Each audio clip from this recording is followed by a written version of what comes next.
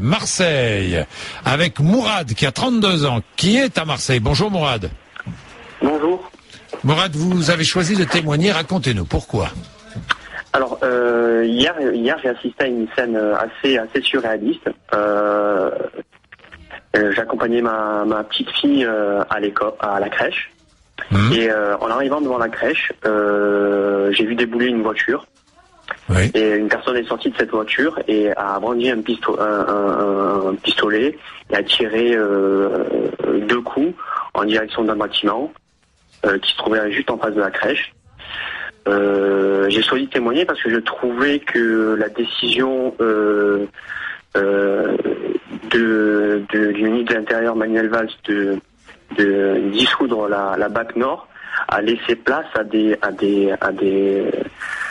actions que j'avais jamais vues à Marseille. Ça fait 32 ans, je suis né à Marseille, j'ai grandi dans ces quartiers nord, et c'est la première fois que je vois ça. Alors j'étais avec ma fille de 2 ans et demi à 10 mètres de cette personne qui a tiré 2 coups. Ma femme était dans la voiture, encore plus près que moi, et vraiment je trouve que on est dans le Far West en fait. Marseille c'est devenu le Far West. Oui. J'avais jamais vu ça. C'est incroyable. Donc moi j'habite les quartiers nord, dans un petit pavillon résidentiel tranquille, et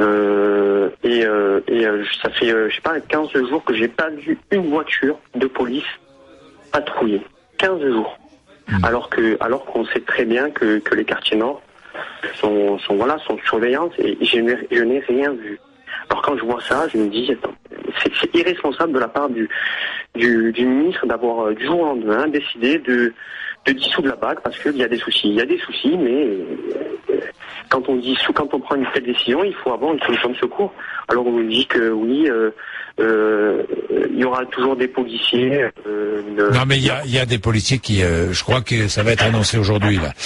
Je sais pas, moi, je ne sais pas, mais je pense que c'est pas laissé à l'abandon. Enfin, j'espère, dans tous les cas. Vous savez, Monsieur Bourdin, comme je vous ai dit, ça fait 32 ans. Je suis né à Marseille, j'ai grandi dans les quartiers, dans plusieurs endroits, et je n'avais jamais vu ça. Jamais vu ça. Non, devant une crèche où il y a des petits enfants. Quelqu'un qui sort une arme et qui tire. Ouais. Qui sort une arme, qui tire. Mais en direction qu'est-ce qu'il y avait dans ce bâtiment, Mourad?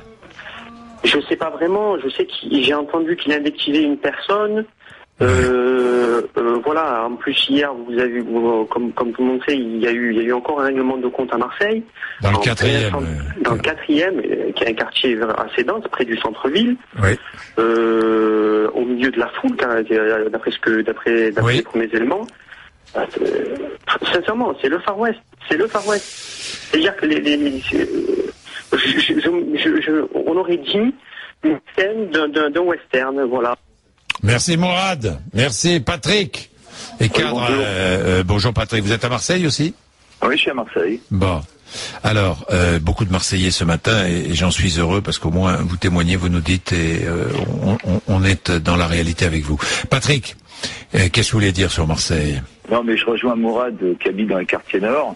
Donc je comprends tout à fait, là, ça devient insupportable. Moi, ça fait pas 32 ans ou 30 ans que je suis à Marseille, ça fait quelques années. On vit dans les quartiers centre-sud, et cette impression de sécurité ne fait que de s'accroître. Alors on voit le défilé de ministres, de préfets, de décisions prises les unes derrière les autres sans aucun effet. Les gens ont peur. Les gens se demandent par qui ils peuvent être protégés, donc on en arrive même à avoir peur de la police, puisque si on croit les premiers éléments de l'enquête menés sur la BAC, franchement les appeler en pleine nuit, ça peut être terrifiant, puisque j'ai écouté ce matin, j'étais tout à fait d'accord là, quand vous réagissiez vis-à-vis du syndicaliste et vous expliquiez les quelques éléments de l'enquête, disant voilà un témoignage, une écoute qui disait que le policier allait faire le braquage à la place des braqueurs. Donc, ça vous donne quand même une certaine idée de la manière dont la police fonctionne. Alors pas toute la police. Non. Moi je vais vous donner quelques exemples. Près de la préfecture, j'habite pas loin. On a eu 2 tentatives de cambriolage et ma femme a failli se faire agresser dans la rue à 8h du soir, et je suis intervenu pour éviter que ça se passe mal. Et au bout de 2 fois, je me suis dit quand même, je vais aller porter plainte au commissariat. Je suis allé au commissariat, j'ai expliqué qu'on voulait expliquer. Et fonctionnaire de police qui me dit, moi, je suis plus un homme de terrain, je suis très content d'être dans les bureaux. Donc, le type fait des rapports toute la journée, prend les mains courantes. Et il nous dit, mais on peut rien faire pour vous. Si vous avez quelque chose, bon, je suis encore relativement jeune et avec un peu de capacité à pas se défendre, mais à éviter de prendre des coups. Il dit, débrouillez-vous, faites comme vous pouvez, et surtout, venez pas nous le dire. Donc, ça, il y a 1 an. Donc, depuis 1 an, la situation s'est quand même pas améliorée. Les gens ont peur. Plus personne se promène avec des colliers en or et les vieilles dames font rodier leurs colliers en or et pour les passer en argent de manière à ce que ça passe pour de la pacotille. C'est quand même alarmant. Parce que quand on dit que c'est la 2e ville de France, moi j'y m'y plais bien pour des tas de raisons. Comment voulez-vous attirer des industriels et des gens qui ont envie d'investir dans une ville où l'impunité est de mise, où on fait ce qu'on veut, une arme à la main? C'est vraiment triste. Merci Patrick. Merci. Témoignage encore fort sur Marseille.